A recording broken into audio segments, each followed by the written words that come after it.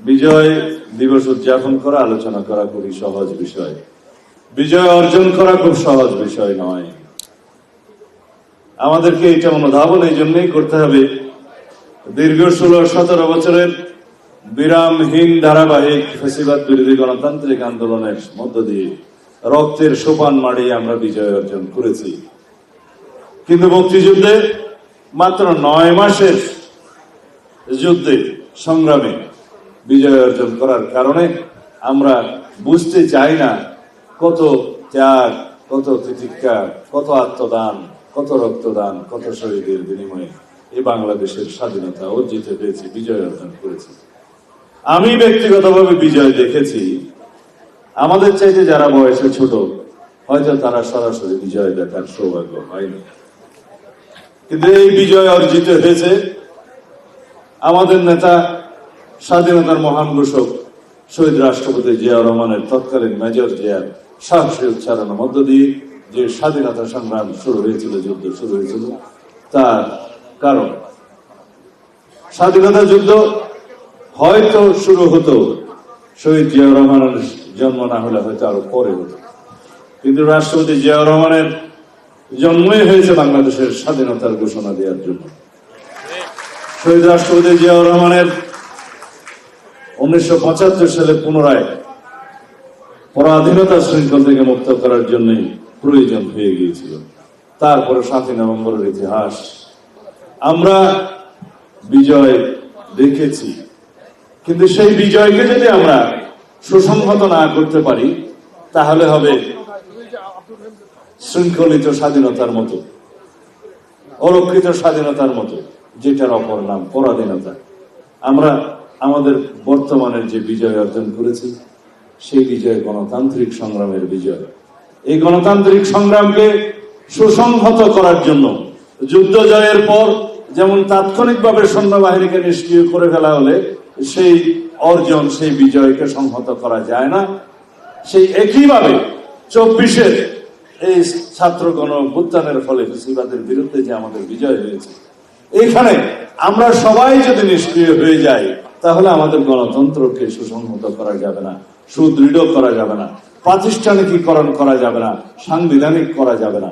আজকে বাংলাদেশের এই গণতন্ত্রের বিরুদ্ধে যে সমস্ত আমরা ষড়যন্ত্র দেখছি, সেই ষড়যন্ত্রের মধ্যে বহুবিধ ঢালপালা গজিয়েছে।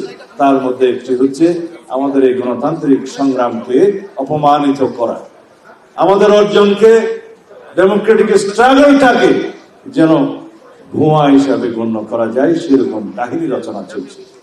আমাদের দেশে বুদ্ধিবৃত্তিক দুর্বৃত্তায়ন হয়েছে আওয়ামী লীগের নেতৃত্বে।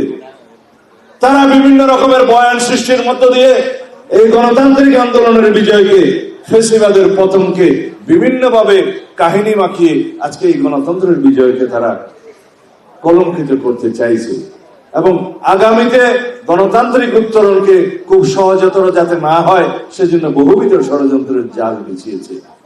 সেই ষড়যন্ত্র দেশেও বিদ্যমান, বিদেশেও কার্যকর। সুতরাং আমাদেরকে সাবধান হতে হবে। আশা করছি বাংলাদেশের মানুষ প্রতীক্ষায় আছে, আমরা সবাই প্রতীক্ষায় আছি, দীর্ঘ নির্বাসিত জীবন কাটিয়ে আমাদের নেতা জনাব তারেক রহমান বাংলাদেশের ঐতিহাসিক পদার্পণ হবে ইনশাআল্লাহ আগামী 25শে ডিসেম্বর।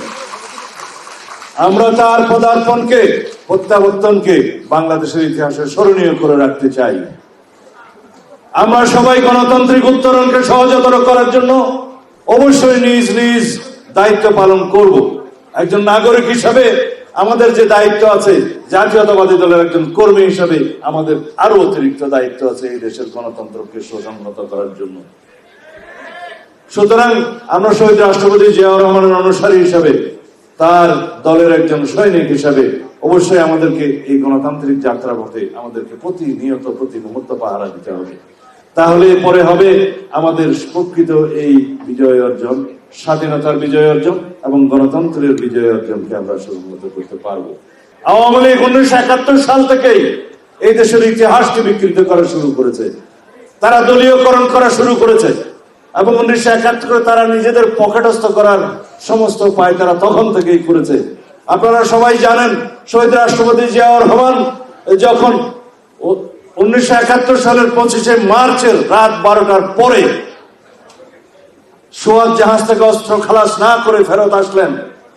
কর্নেল জাঞ্জু পরে নিজে রিভোল্ট করে সেই চট্টগ্রামের 16 শহরের সেখানে স্বাধীনতার ঘোষণা করলেন, যার জন্য আমরা 26শে মার্চকে স্বাধীনতা দিবস বলে থাকি, 27শে মার্চ নয়। তারপরে যখন স্বাধীনতার ঘোষণাপত্র রচিত হলো, সেই ঘোষণাপত্রে মিথ্যা একটা বয়ান জুড়ে দেয়া হলো। চতুর্থ প্যারাগ্রাফ বলা হলো শেখ মুজিবুর রহমান ঢাকায় যথাযথ প্রক্রিয়ায় বাংলাদেশের স্বাধীনতা ঘোষণা করবেন, এবং সেটাকে জায়েজ করার জন্য পরবর্তীকালে 15 সংশোধনীতে মুজিবের নামে একটি তথাকথিত বোমা ঘোষণা এখানে ছাপিয়ে দেয়া হলো এবং সেটা সংবিধানের তফসিল হিসাবে সংযুক্ত করে দেয়া হলো। তার ভাষণ তো আছেই, তার উপরে স্বাধীনতার ঘোষণাপত্র সংযুক্ত হলো। আমি স্বাধীনতার ঘোষণাপত্রকে প্রশ্নবিদ্ধ করতে চাই না, কিন্তু প্রত্যেকটি প্রকৃত ইতিহাস আমাদের জানতে হবে, যেটা সারা জাতি জানে। সুতরাং আওয়ামী লীগ পরতে শুরুতে সমস্ত জায়গায় তারা ইতিহাসকে তাদের দলীয়করণ করেছে, বিভ্রান্ত করেছে এবং ইতিহাসকে বিকৃত করেছে। সুতরাং আমাদেরকে প্রকৃত স্বাধীনতার ইতিহাস এবং বিজয় দিবসের ইতিহাস, যুদ্ধের ইতিহাস এবং আমাদের স্বাধীনতার দলিলপত্র এবং মুক্তিযুদ্ধের সেক্টর ভিত্তিক যে ইতিহাসের দলিলপত্র আছে, সবগুলো আমাদেরকে পড়তে হবে। বন্ধুগণ, পড়তে হবে এবং জানতে হবে। তাহলে আগামীতে জ্ঞান ভিত্তিক, মেধা ভিত্তিক এবং প্রযুক্তি নির্ভর বাংলাদেশে পৃথিবীতে বসবাস করা যাবে। ধন্যবাদ।